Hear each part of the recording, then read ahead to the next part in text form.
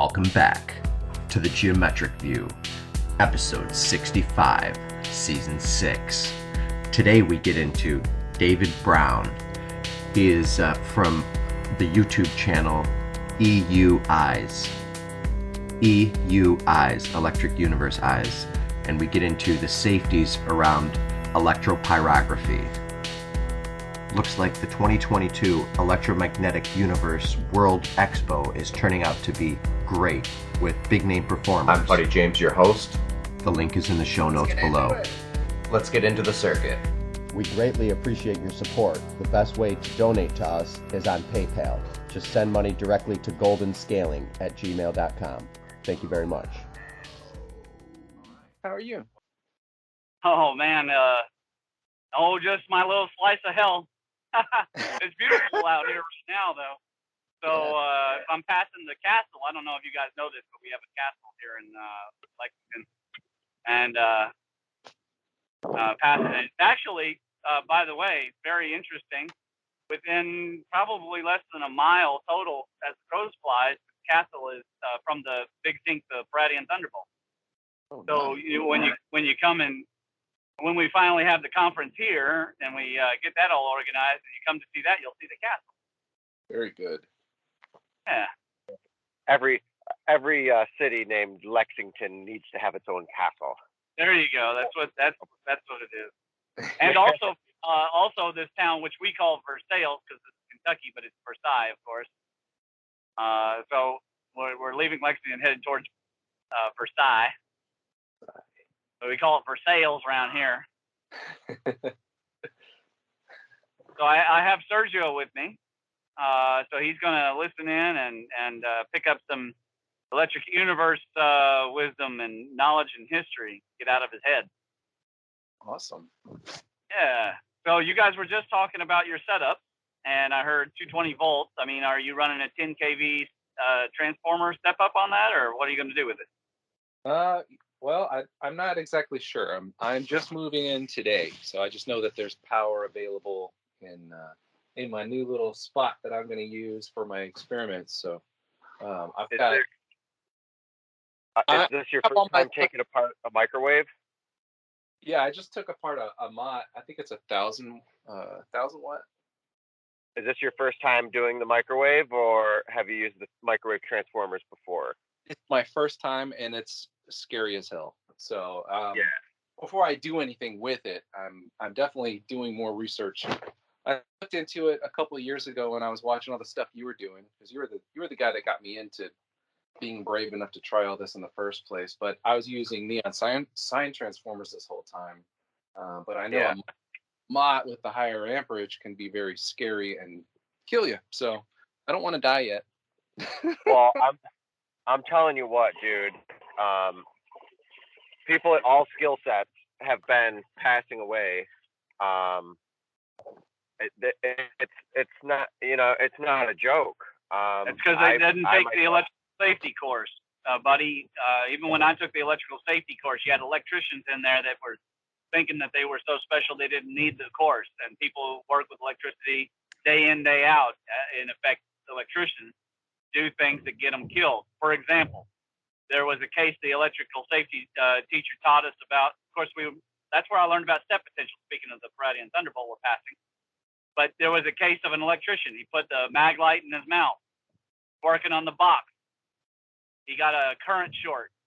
The circuit breaker arced to the mag light, down his throat, back out of his throat, and back to the box. Oh, man. They also can explode at 10,000 degrees like a grenade right in your face.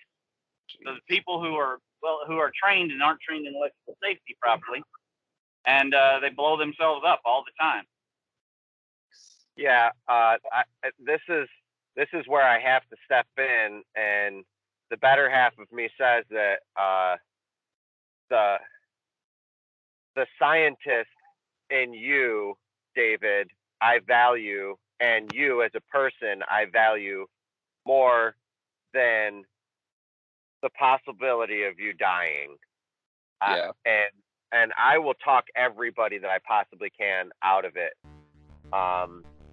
And people think that it's like a sales thing sometimes because I I was one of the people who helped popularize this idea, but I've never sold one. I've never taught anybody how to do it. I never have a how-to video, and that's all for a reason, because it's just not worth losing a life. I'm almost 100% retired on it. Working with what you've been working with, that's what I work with now. Only that. How? Well, I'll speak generally about the safety. First of all, everyone who's doing garage science setup needs to set up a separate breaker.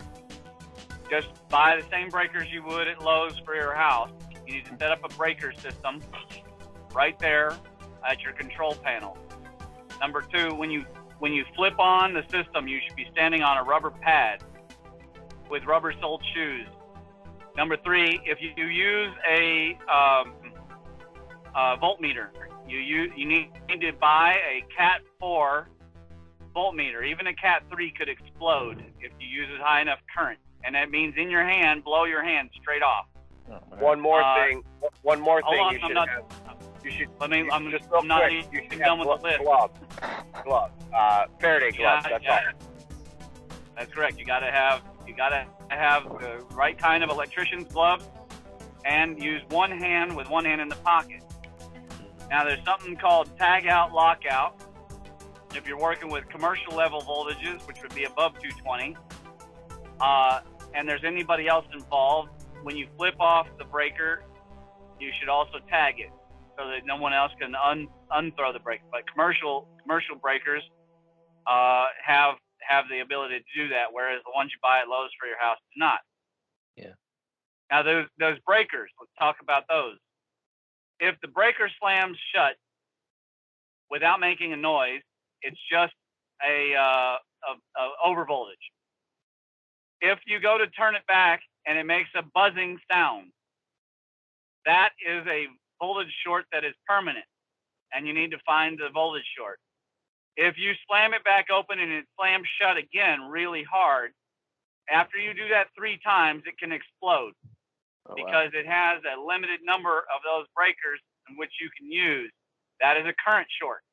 And a direct current short can create 10 to 20,000 degree explosions. That sounds. You need to have a variac as well. You need to have a variac in order to slowly turn up the power, and it needs to be a professional made variac. Don't go to King of Random and make one of his little scary acts, although it does work, but it's dangerous as hell because it's full of water. Yeah, it does work. But get a real variac. They sell them. You can find them usually on eBay. Actually, old variacs from dilapidated labs and schools and such. Yeah. I have a brand new one. I finally ordered. Oh, a variac. Good. Okay. Yeah, it helps. I love it. Well, and I'm not just lecturing you, David. This is for the audience, right? So the Pulse audience, anybody who's listening, who's thinking about doing any kind of garage science, invest in the full, complete setup surrounding your electrical safety, because Buddy is right. It isn't worth your life. It only takes 30 milliamps to kill you. Now, that being said, most of the electrical geology work that you're going to do is going to be high current, and you probably are going to have to step the voltage down all the way, and that's going to be you're going to have to create your own transformer. And the best transformer material, you're going to get it out of microwave, like the physical appliance microwave. They have very large transformers. You put a few of those together and you wind them in just the right way, and you're going to be able to step the voltage way down and then create dead high current. Yep. Very dangerous. But as many of them together, as many of the transformers together as possible as you want. There's no limit. Well, there is a practical limit of the, eventually the heat loss, because you lose you're right. energy in the metal, and you lose it in the copper itself. But I wouldn't suggest doing that. I mean, you can see backyard scientists do some of that. Nighthawk and Black, I think that's his name. Do Nighthawk some of that. Yeah, Nighthawk and Light. Yeah, there are setups. 2 transformers is usually about the limit. Photonic induction is the guy who does the scariest level stuff on YouTube that I've seen.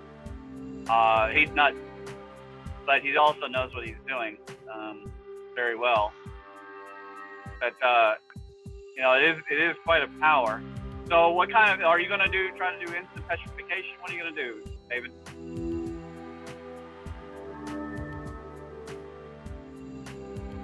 Did we lose him? Jeez, hey, sorry.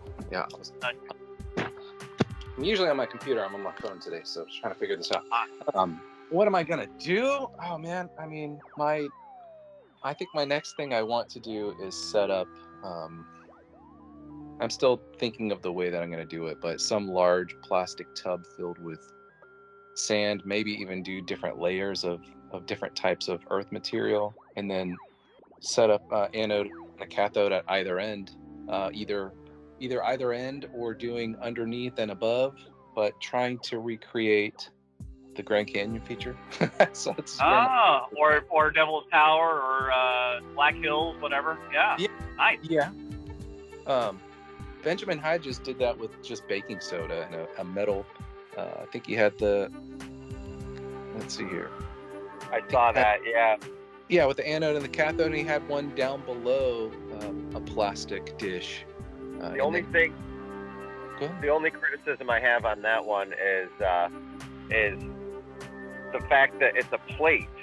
Like, sure, you can charge a plate, and I guess the sky could act like a plate, as with all the multiple layers, of course. Yeah. So, I mean, I guess that kind of answers it. So it's a good model because circuits work in plates and circuits work, in circuits and direct currents and everything else. So it was cool to see the plate model actually charging a plate.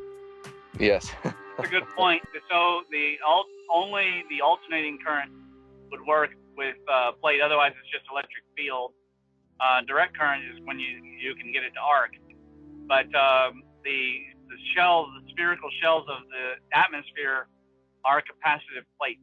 In fact, the breakdown voltage about 1,000 kilometers above us is lower in permeability than here for these first 10 to 1,000 kilometers above us. And so there's a nonlinear relationship between them. They've done studies on that. Permeability of the atmosphere is not linear. It's not uniform. And that reflects how plasma, when they do the experiments at Sapphire, and then they show the different levels of voltage and current, and how they change drastically with each type of plasma mode. That's exactly the kind of thing, which proves our point about the fractal nature of the PIM. The PIM changes depending on the scale and the zoom, and you get different. It looks all different, but it's all, of course, the same one force. The van der Waals force and the Van Allen belt are related. Yeah. Do you think that at any point, well, I guess at some point there would be, if the atmosphere was so ionized, the sky would start singing sounds and angels. And I think in the Bible they predict that in the end times there's only certain people that will hear this music in heaven. And well, there's currently trumpet sounds. Yeah, there's a Google map with all the trumpet sounds that are currently happening, and some of them do sound a bit angelic, kind of like a hollow bowl ringing. Most of them just sound like big tubas, but that currently actually does happen, and it happens a surprising amount in Eastern Europe.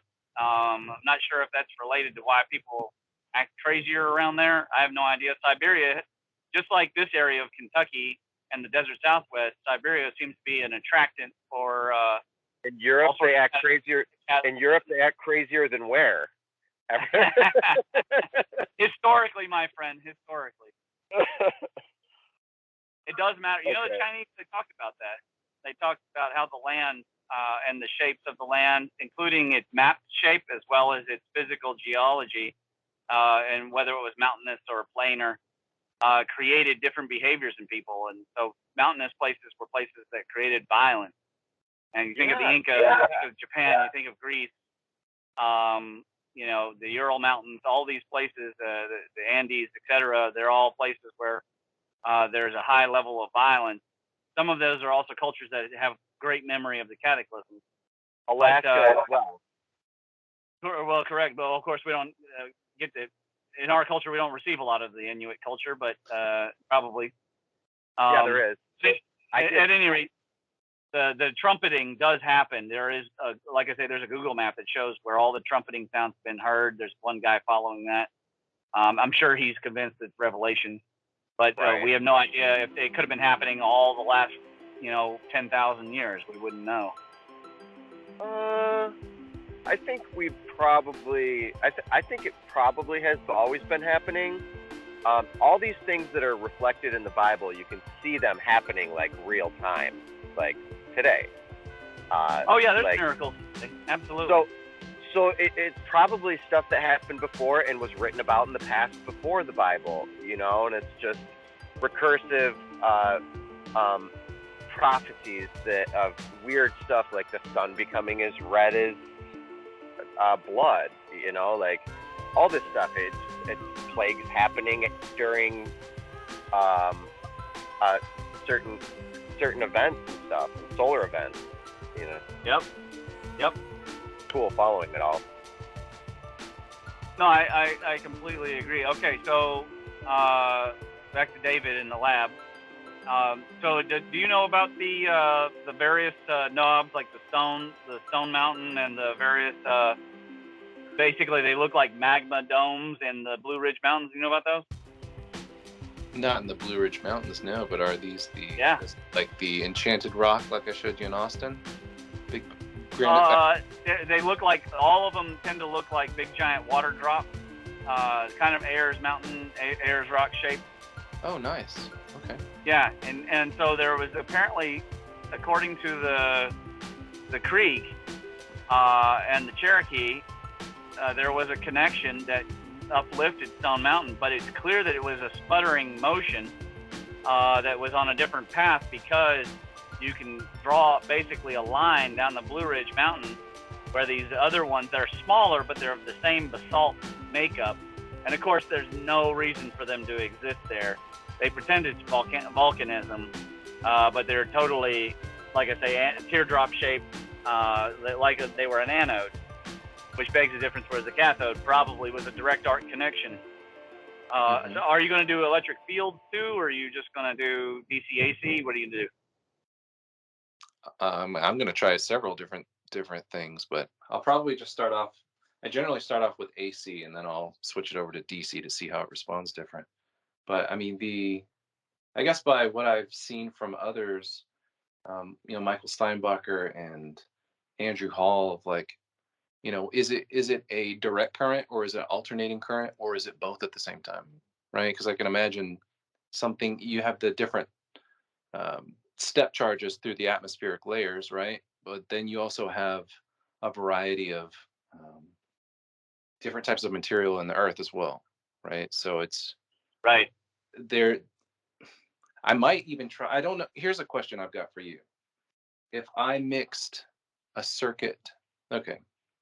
So I'm thinking about using this microwave transformer, which I'll probably experiment with solely alone by itself first, and make sure I don't die, obviously, right?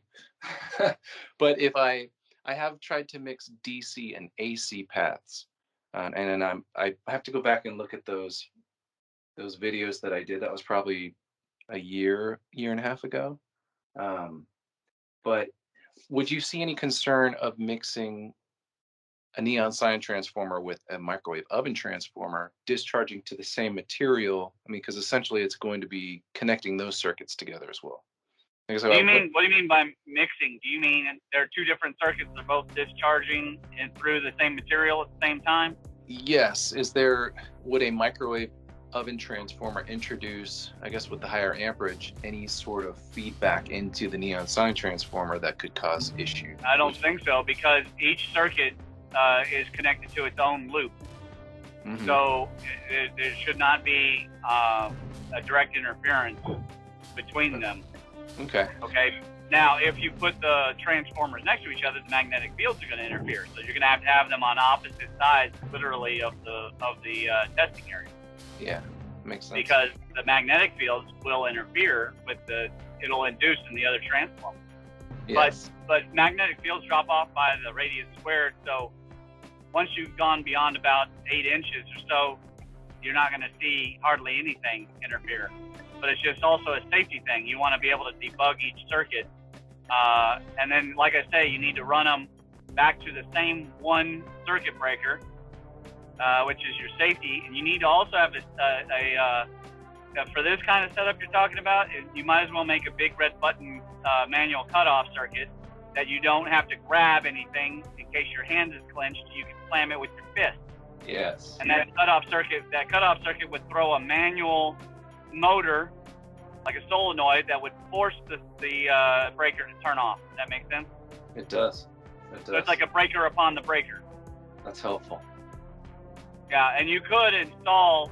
There is a current shortage sensor circuit that you could install that would sense all this and would also throw it automatically without your need to push a button. In case for some reason your first breaker did not stop it, then the second breaker could be controlled by an auto sense. Right, because the second breaker is not one you're buying in the store; it's one you're creating with a big red button. Yeah. That you can smash with your hand. Hulk smash. Yeah, Hulk smash. Hulk having a heart attack. I don't think your brain would work when you're getting electrocuted enough to know to smash down on a button. It depends. It really depends on what the current's going through. If it's going through your heart, your whole body will seize anyway, which is why you only use one hand. What do the what do the cops use with the tasers? What is that kind of output? Because I see people just go out. At the high voltage DC. Do you know what the wattage or the voltage and amperage is? I'd have to look at one of my tasers, but the amperage has to be below 30 milliamps or it can kill people. Yeah. So they use 20 kV above. Sometimes they go up to 300,000 volts. Which is great because then the amperage is super, super low. Mm-hmm. I see. But if you want real your fields need to be high. So you need to be able to turn manually turn your transformer around to go from high current back to high voltage, so you can do the electric field work, because the electric fields need to be super high voltage. Yeah. But the electrogeology with the arcing needs to be super high current. If you want to get transmutation, then you have to turn that 220 volts into very, very high current with very, very low voltage. And then you have to sort of imagine that you could linearly aggregate the results. Of course, that's not true. The thunderbolts themselves were both high current and high voltage. And at that level, they're transmuting elements like copper into gold and or into silver, I guess, in the case of Michigan. But something transmuting something into copper and then into silver and gold. So that whole family is an indication that electric transmutation happened on this planet from cataclysm. It had nothing to do with supernovas. It's exploding, leaving material. Yes. So here's another thing that I'm going to be trying, and I've got to figure out what the I've got to find some spec sheet or something on it. But what it's called? Have you guys heard of PVD? Which is like how they make the cubic zirconia, like the man-made diamonds. Oh, did I lose you guys? Is it poly bondage and dominatrix? PBD? Let's see here. I forgot what it stands for. Physical vapor deposition, PVD, or the older style was called CVD, which was a chemical vapor deposition. But this, they found a more efficient, low energy cost in comparison, way to manufacture diamonds. So they still start with a very small seed crystal, and they'll put it in a vacuum chamber, and then they run a high carbon gas into it, and by creating this either a vapor deposition or whether it's physical or chemical, it will bond to that seed crystal, or that seed diamond, and that's how they're growing these manufactured man-made diamonds, right? Oh. And I got to go in and talk with the gemologist, and he introduced me to this new PVD process that I think they started this in 2015.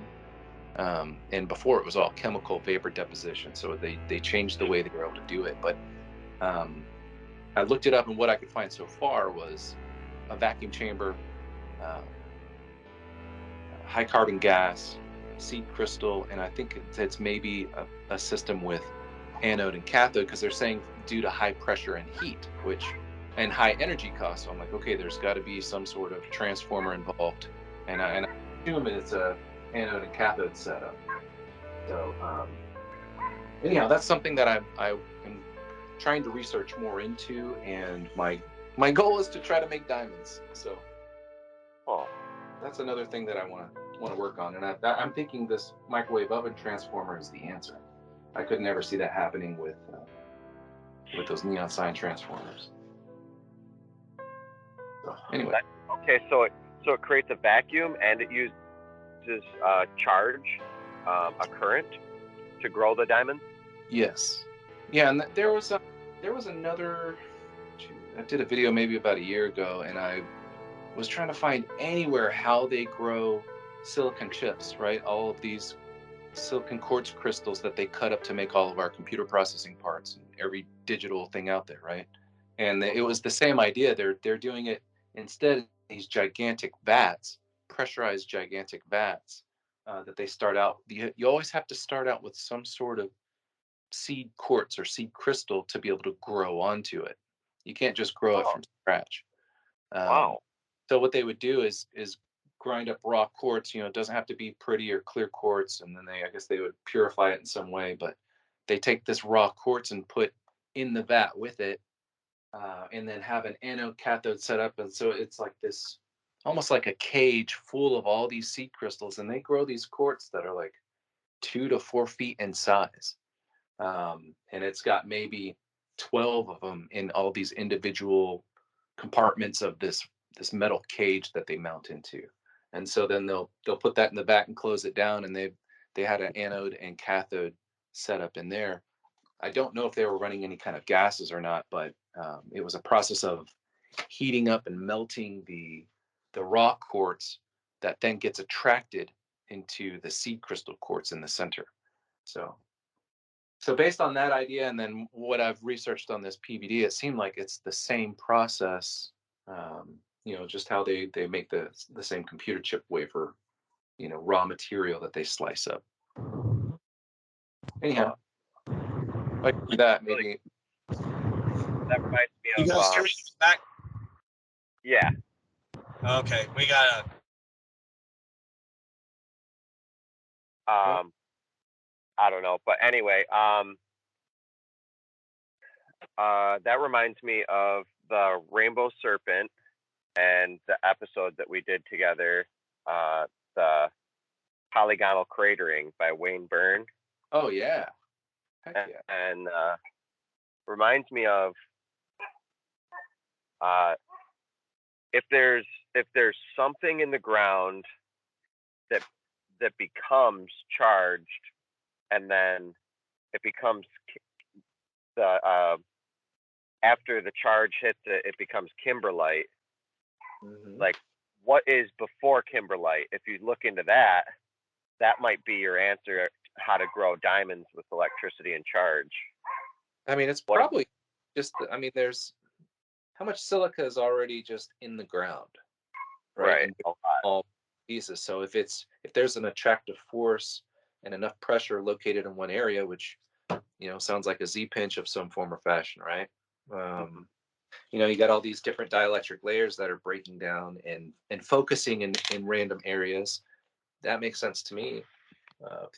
The question is the current running through the ground from one place at ground level to the other, or is it happening from above to below, or vice versa, right? Or is it happening in tandem? Do you have different charges coming from the side plane, and then also above it, right? Below and above axis. So it's I do you remember there was one guy, it's a university, I think in Oklahoma, and he generated all these graphics on real-time measurements of tornadoes, and he caught like a F5 tornado with all of this data, and actually modeled.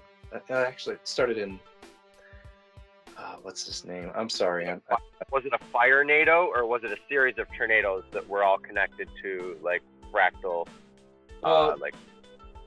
No, this guy actually did real-time computer models of sensors that were released into this tornado that went across multiple states, and he was able to track it. So right? now that we're talking about the movie Twister, continue. Holy hell! It's like the. All right. How would the visual be for me that I'm trying to explain here? So okay, I'm gonna go off track here and maybe pull it back together. So like the squatter man symbol, right? It's like a giant toroid, and then you're seeing the middle of the toroid, and then you're seeing the top and the bottom, right? It feels like a tornado would be the top end of the head of that squatter man guy, if we're talking about a discharge, right? If you had to actually took a squatter man and you stood him down on the ground, looking at it side on, it looks like the squatter man, but the actual above view visual of that would look more of like a tornado or a hurricane if we were to visualize it, right? I know another time talking with you and DJ, I was trying to get an end-on view of that discharge. So it's like Pratt took the sideways view of a plasma discharge coming out of the plasma gun. What if you could get an end-on view to see into what that, would it be a helix? Would it be similar to what we would see on a grand scale, like a hurricane or a tornado from above, where you see an eye? That's what I'm imagining in some of these areas where they're finding different types of metal deposits. Is it in an outer ring? Sorry, you're just making me think of a lot of questions that I've never asked before, I guess. So, and I'm mumbling through my thoughts, so you're gonna have to deal with that part.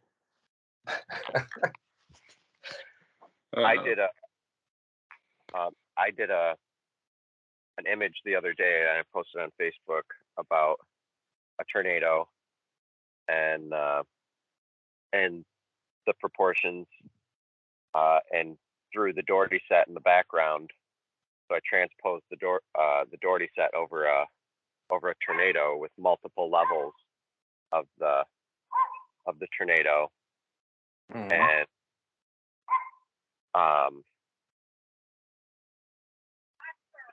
someone commented and said that hang on, sorry, I lost my train of thought, but anyway, so it's what you're talking about reminds me of the Dougherty set in multiple ways, and I posted an image of it nonetheless. And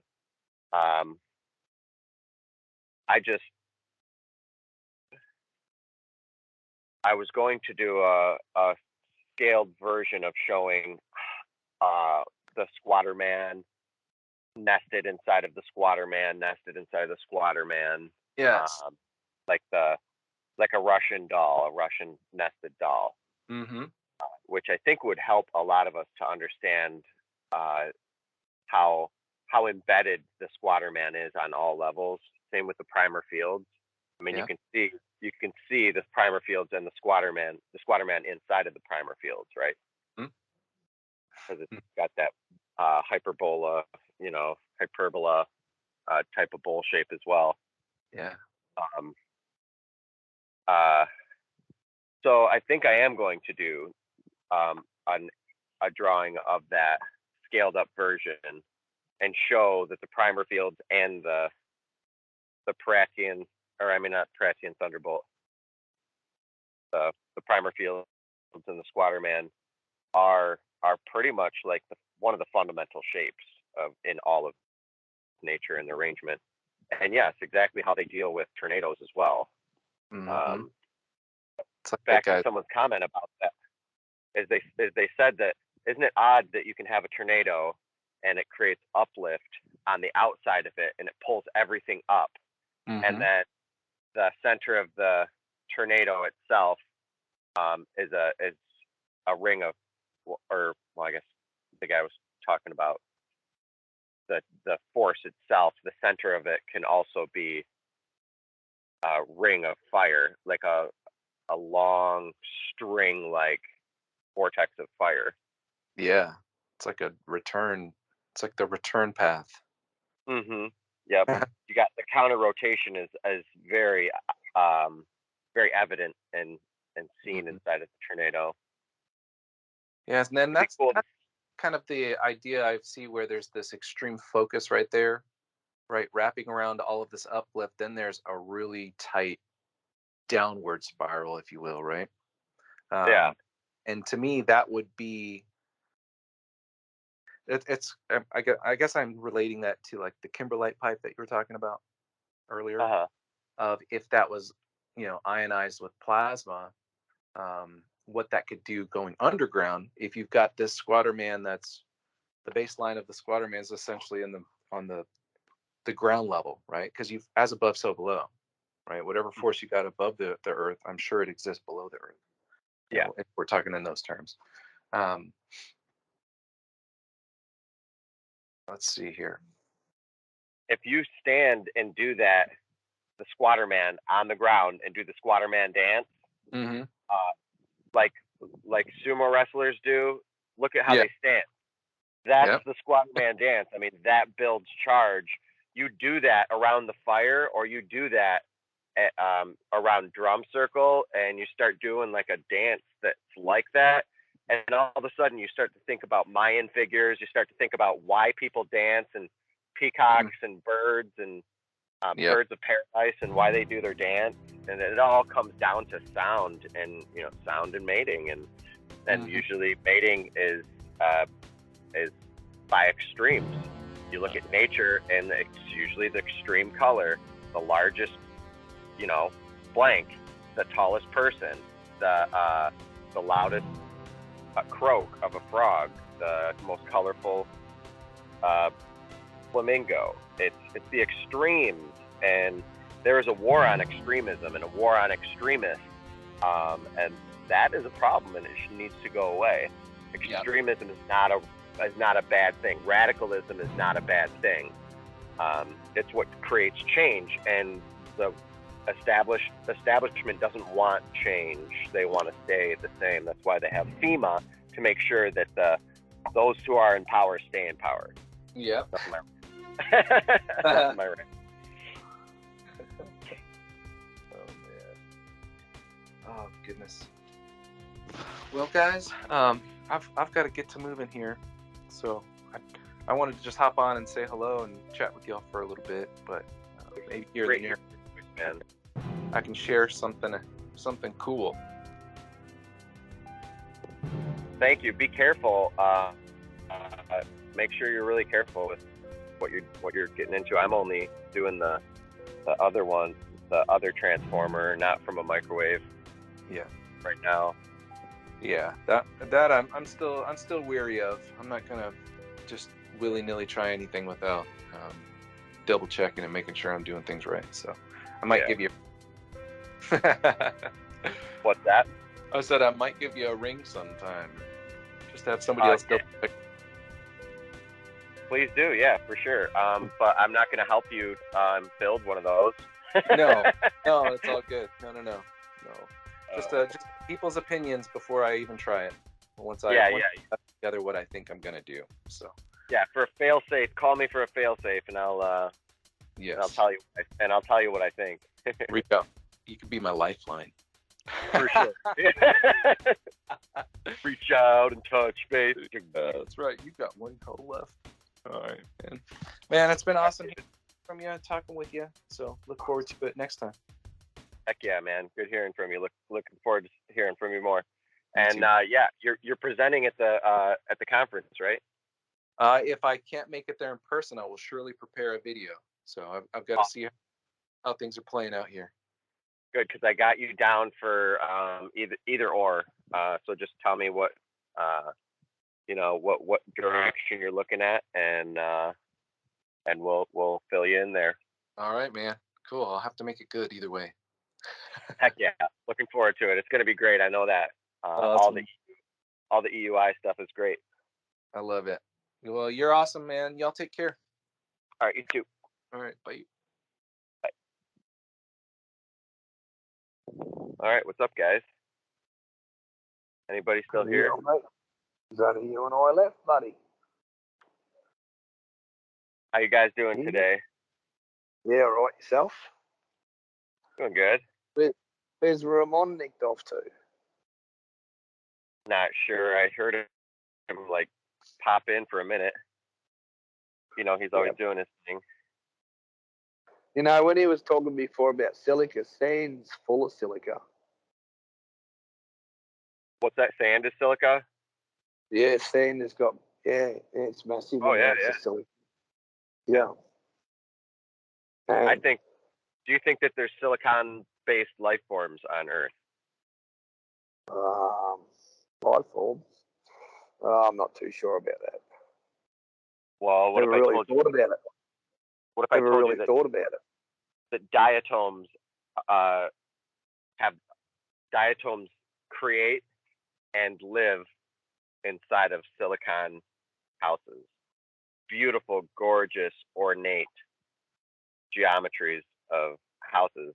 That is their body, actually. Their bodies are composed of glass. All right. Do you know what diatoms are? No. Oh man. Plankton. Oh right. Now I've got you. Yep. Yep. Now I've got you. Yep. Beautiful geometries and stuff, and that's all glass, and it's just like, holy crap. You mean like everyone kind of tells you here in mainstream science and stuff that everything's carbon-based life form, right? Looking for a silicon-based life form, and that's an alien, and we have it right here on Earth already, of course. I mean, it's carbon life. It's carbon life that it's arguable if the body of the shell of the creature is alive. Like, is the turtle's shell alive? Yeah, they can feel it. They get tickled when you pour water on them. It's funny watching them do a little dance. So it's like, can these diatoms feel through their glass bodies? Of course. So does that mean that the glass body is alive? Of course. Oh, probably. Of course it would be. Yeah. I mean, our bones are alive, you know. Pardon? Our bones are alive. Yes. But that's an internal skeleton. These, I guess, diatoms would be exoskeletal, and their exoskeleton is glass. That's freaking so weird.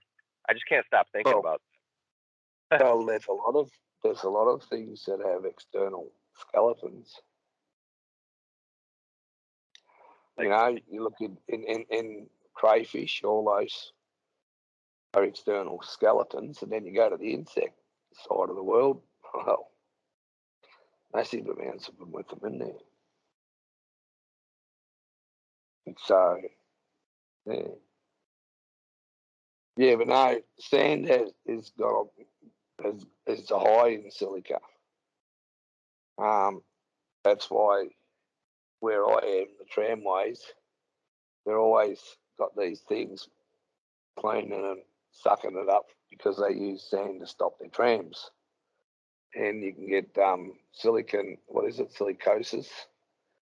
which is a lung disorder from it. Yeah.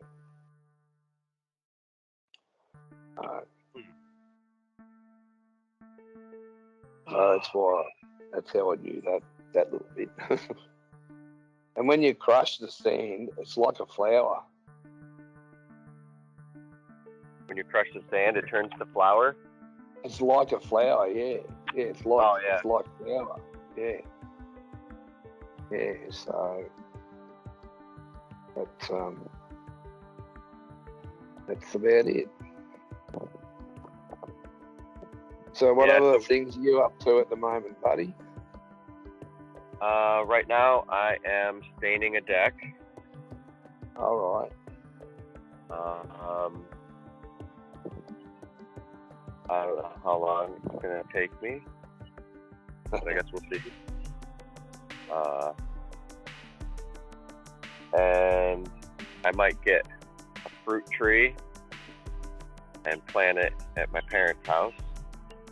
I'm trying to build a sustainable permaculture.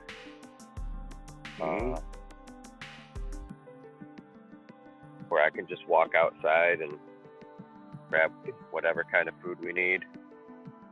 Yep. And then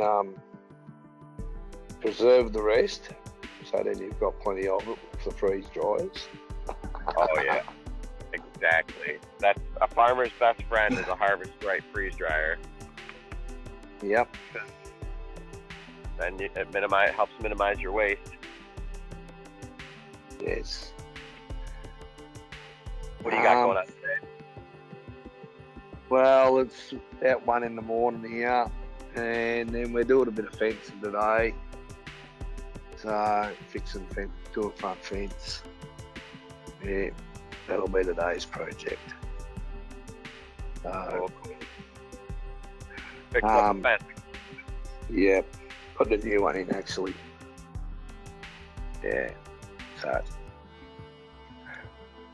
it'll be chicken wire, and then we put electric standoffs on them. And the kangaroos leave them alone. Yeah. So that will be the next project.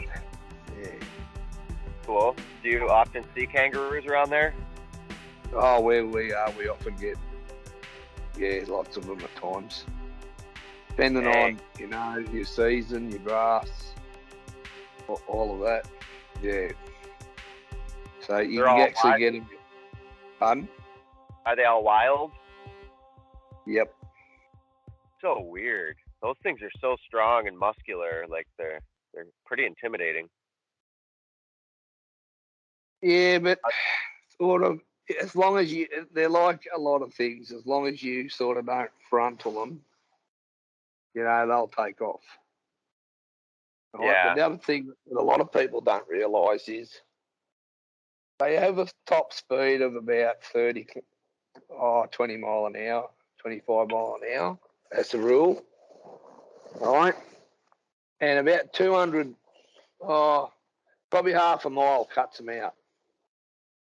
If they've ran half a mile, they're pretty well, hopped half a mile, they're pretty well knocked out by that. Yeah. Have you ever been chased by a kangaroo? Nope. Nope. So they're more scared of us than we are of them, mostly. Yeah, like I say, as long as you don't, it's a bit like, say, cattle. If you frontal it, well, then it will try to protect itself. But if you just walk up towards the side of it, like I wouldn't go up the paddock and expect to touch one of them. Uh-huh. Because again, it could turn around and get scared. And then you cop a whacking from it. Yeah, but there are areas where there's relatively tame ones. You can go up to them and feed them, but not around here. Yeah. So, and we still get a few koalas out here. Don't get as many as we used to, but there's a few coming back now. Yeah, so they're a bit different. Yeah. Cool. And that's about it. All right. Well, I'm gonna continue on my work here for the day. Yep. Probably gonna sign off. Yep. All right, no worries. Catch you later, buddy. All right. See Good you, talking, Andrew. see you all. No worries, bye. All right. The geometric view is a love is watching product. Love is watching being. Thank you for doing that. Keep your eyeballs out. Pay attention. There's a lot going down this year. Be vigilant. Be mindful. Be insightful. Be loving. Thank you for being here. Thank you for being kind. Share the love. Spread the love. Become the love. Amen.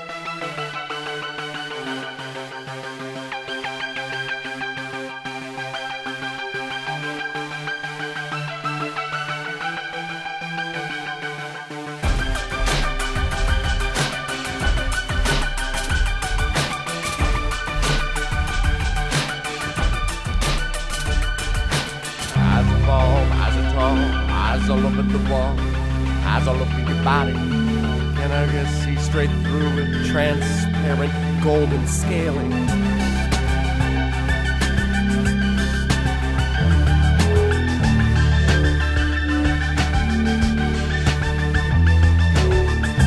The largest of the atom, let's embark on this because this is the journey. The journey is life. Take hold. Here we go. 3, 2, 1.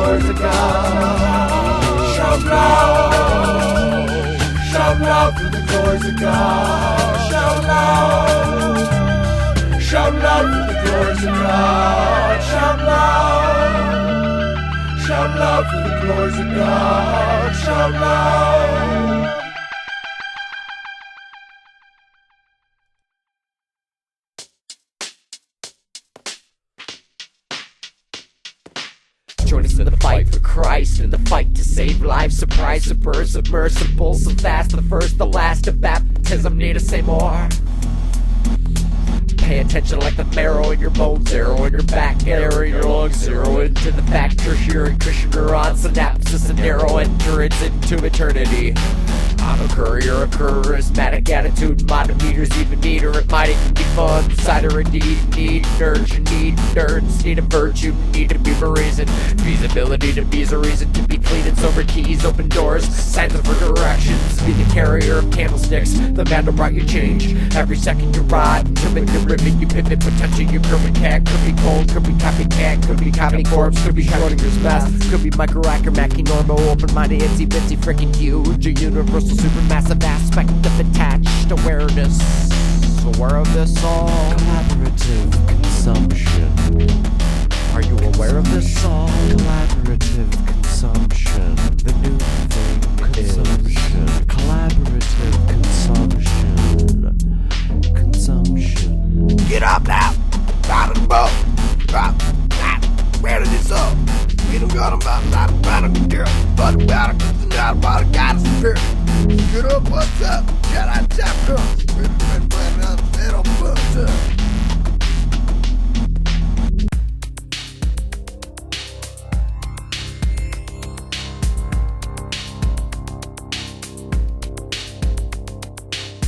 I'm in search of, I'm in earth love, I'm in living life, I'm in living color, I'm in air drop, I'm in earth thing, I'm in earth thing, I'm in earth thing, I'm in earth thing.